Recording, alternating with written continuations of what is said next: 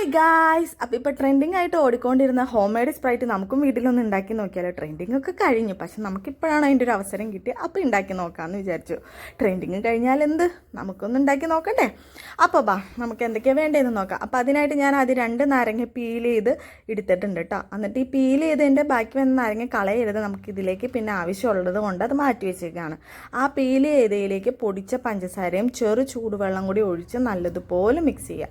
അതിന് ശേഷം നമ്മൾ സെർവ് ചെയ്യാനായിട്ട് വെച്ചിരിക്കുന്ന ഗ്ലാസ്സിലേക്ക് 2-3 ഐസ് ക്യൂബും പിന്നെ നമ്മൾ ഉണ്ടാക്കി വെച്ചിരിക്കുന്ന സിറപ്പും നല്ലതുപോലെ അരിച്ച് ഒഴിക്കുക. പിന്നെ നമ്മൾ പീല് എടുത്തിട്ട് മാറ്റി വെച്ച നാരങ്ങയില്ല, അതിൻ്റെ പാതി മുറി എടുത്ത് ഇതിലേക്ക് പിഴിഞ്ഞൊഴിക്കുക.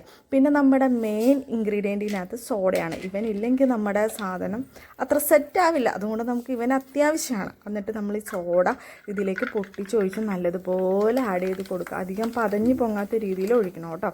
അങ്ങനെ ഞാൻ എൻ്റെ കെട്ടിയവന് ടേസ്റ്റ് ചെയ്യാനൊക്കെ കൊടുക്കുകയാണ് കേട്ടോ. ഭയങ്കരമായിട്ട് ഇഷ്ടപ്പെട്ടു എന്നൊക്കെയാണ് പറഞ്ഞത്. അപ്പോൾ ഇന്നത്തെ വീഡിയോ അത്രേ ഉള്ളൂ. ടാറ്റാ.